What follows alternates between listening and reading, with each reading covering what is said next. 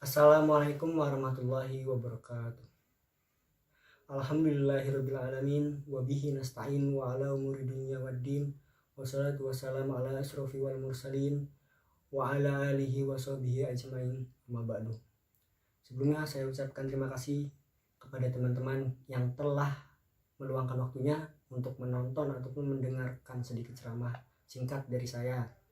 Begitu juga saya ucapkan terima kasih kepada teman-teman yang telah mau berkomentar, baik memberikan kritik ataupun saran terhadap ceramah singkat saya kali ini.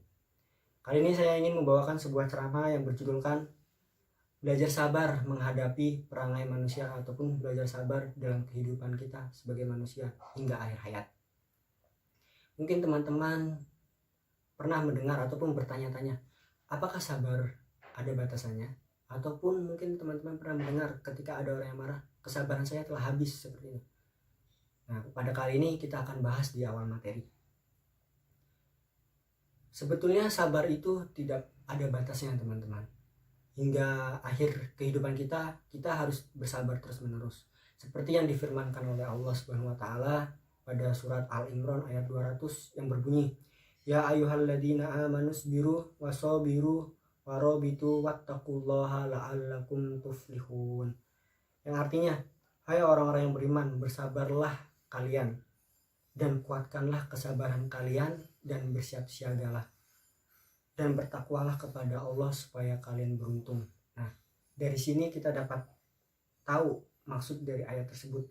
Kuatkanlah kesabaran kalian, yang artinya kalian selama hidup harus kuat menghadapi berbagai cobaan yang diberikan oleh Allah, ataupun mungkin kuat dalam menghadapi berbagai perangai manusia. Kemudian bersiap siagalah, yang artinya sewaktu-waktu kalian harus bersiap siaga jikalau ada musibah, entah itu mendadak ataupun sudah direncanakan.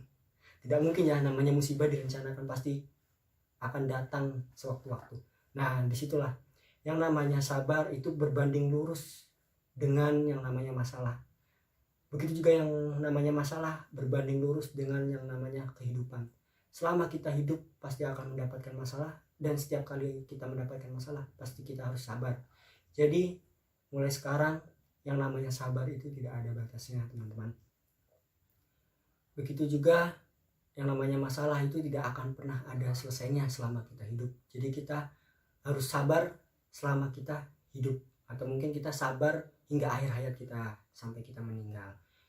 Selain itu juga ada firman Allah Subhanahu wa taala di dalam surat Al-Baqarah ayat 153 yang berbunyi, "Ya ayyuhalladzina amanu sta'inu bis-sabri was-shalah innallaha ma'as-sabirin."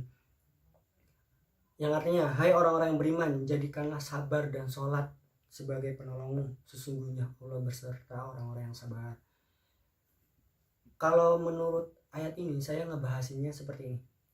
Sholat itu membuat kita dapat banyak kebaikan dari Allah, dan berperilaku atau memiliki akhlak mulia itu buat kita dapat banyak keajaiban dari manusia ataupun keajaiban dari dunia. Jadi kalau kita ingin Allah itu baik-baik ke kita, ataupun kita ingin mendapatkan kebaikan dari langit, kebaikan dari Allah, ya kita jemput dengan sholat, teman-teman. Sebaliknya, kalau kita ingin mendapat kebaikan dari manusia ataupun dari duniawi, ya kita memiliki akhlak yang mulia, salah satunya sabar gitu.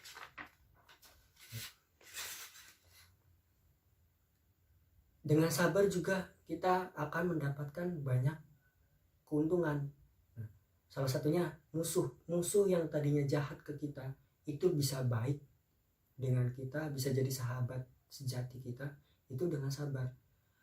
Musuh jika diancam itu tidak akan membuat baik ke kita, tapi hanya akan membuat takut di hadapan kita.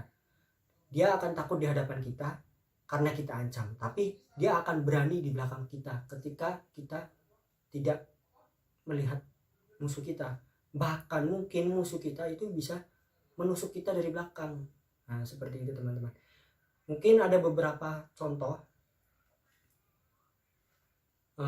yang membuat musuh itu menjadi baik atau mungkin menjadi sahabat sejati kita. Contohnya mungkin dari Nabi Muhammad Sallallahu Alaihi Wasallam.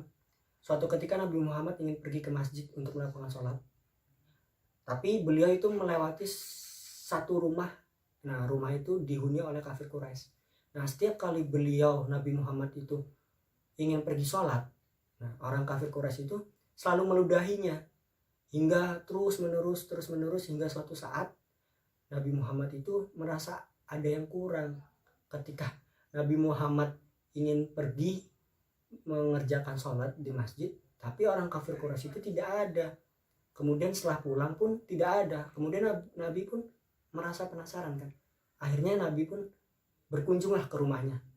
Ketika berkunjung, ternyata orang kafir Quraisy tersebut itu sedang mengalami sakit. Nah, Nabi pun menengokinya, dan pada saat itu orang kafir Quraisy pun merasa kaget. Kenapa beliau itu masih mau mengunjunginya? Padahal sifatnya itu sudah benar-benar memusuhi Nabi secara terang-terangan gitu kan. Tapi dengan kesabarannya, dengan sifat yang mulianya, dengan akhlak yang mulianya, orang kafir Quraisy itu pun akhirnya masuk Islam. Nah, dari situlah kita bisa mengambil pelajarannya bahwa sabar bisa mengubah musuh menjadi sahabat terdekat kita. Selain itu ada perkataan Nabi, yaitu al-mu'minul ladzi yukhalitun nas wa yasbir ala adahum khairun minal mu'minil ladzi lam yukhalitin nas wa lam yasbir ala azahum. Yang artinya mukmin yang bergaul dengan banyak orang lalu bersabar atas tingkah laku mereka itu lebih baik daripada mukmin yang tidak mau bergaul dan tidak bisa bersabar atas tingkah laku mereka. Jadi jika teman-teman memiliki seorang teman lagi dan teman kalian itu tidak mau bermain atau mungkin bergaul dengan orang-orang sekitarnya, yaitu orang mukmin yang mungkin kurang baik dipandang oleh Rasulullah. Jadi orang mukmin yang mau bergaul dengan banyak orang itu memiliki kelebihan di mata Rasulullah. Jadi buat kalian yang memiliki banyak teman, ya beruntunglah, tapi kalian jangan sampai terhasut oleh teman-teman kalian ke hal-hal yang buruk. Selain itu ada contoh juga dari sahabat kita, sahabat Nabi Muhammad SAW, yaitu Ali bin Abi Thalib. Suatu ketika Ali pun memanggil pembantunya dengan sebutan fulan. Ya fulan, ya fulan, ya fulan, hingga berkali-kali Ali memanggilnya, namun sang pembantu tidak menjawab panggilannya. Kemudian Ali pun mencari-cari pembantu tersebut. Didapatilah pembantunya sedang berbaring santai dan mengangkat kedua kakinya di kamarnya gitu kan. Nah, apakah Ali marah? Tidak, Ali di situ tidak marah, justru malah menanyai pembantunya tersebut. Ali bertanya, ya fulan, kamu nggak dengar saya memanggil-manggil kamu dari tadi? Jawaban si pembantunya, dengar, saya dengar Tuan memanggil saya gitu kan. Nah, kemudian Ali pun bertanya lagi, lalu kenapa kamu nggak menjawab panggilan saya gitu kan.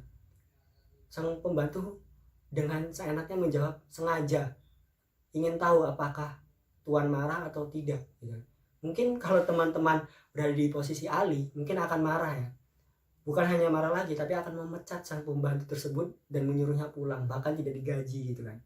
Nah, dari sinilah kita dapat mengambil pelajarannya bahwa Ali pun seorang khalifah itu tidak marah ketika pembantunya seperti itu. Bahkan Ali keluar dari kamar sang pembantu, menutup pintu sambil tertawa. Saat tertawa, sang pengawal dan para pejabatnya bertanya, kenapa engkau tertawa ya Amirul Mukminin gitu kan. Nah, kemudian si Ali pun menceritakan kisah yang baru terjadi gitu kan. Ketika sudah menceritakan, yang marah justru malah para pejabat dan pengawalnya. Mereka menawarkan ingin memarahi pembantunya dan menggantikan dengan pembantu yang baru. Kita masih punya banyak stok, kata pengawalnya seperti itu. Tapi kata Ali mencegahnya, itu jangan, dia itu guru sabar saya belajar sabar dari Allah. Nah, jika teman-teman ingin belajar sabar, itu ya belajar sabarlah dengan orang-orang yang membuat teman-teman merasa jengkel. Kalau teman-teman ingin merasa lebih menantang ya, jika teman-teman punya punya rekan yang bikin teman-teman merasa jengkel dan terpancing emosinya gitu kan, ya itulah guru sabar teman-teman gitu kan. Maka dari situlah teman-teman, sifat sabar teman-teman itu terlatih gitu. Baiklah, mulailah dengan sabar ya teman-teman. mulailah dengan sabar dalam hal apapun, baik dalam hal ibadah ataupun berinteraksi dengan manusia. Insya Allah dengan sabar yang namanya musuh akan menjadi sahabat kita yang paling dekat, bahkan membela kita dimanapun kita berada gitu kan. Seperti contoh tadi ketika Nabi Muhammad yang diludahi oleh kafir Quraisy gitu kan. Jadi mulai sekarang bagi teman-teman yang masih berpikiran sabar itu ada batasnya, marilah kita buang pemikiran seperti itu. Karena yang namanya sabar itu bakalan terus ada dan terus kita lakukan selama kita hidup di dunia ini. Jadi mulailah sekarang sabar ya teman-teman. Jangan mudah terpancing emosinya. Jika teman-teman masih berpikir sabar itu ada batasnya, maka teman-teman masih salah. Itu berarti teman-teman itu masih, intinya itu bukan sabar, tapi teman-teman itu menahan emosi hingga teman-teman tidak sanggup menahannya kemudian meluapkannya. Itu namanya menahan emosi, bukan sabar. Sekian dari saya, sekian ceramah kali ini, kurang lebihnya mohon maaf. Wabillahi taufiq wal hidayah. Wassalamualaikum warahmatullahi wabarakatuh.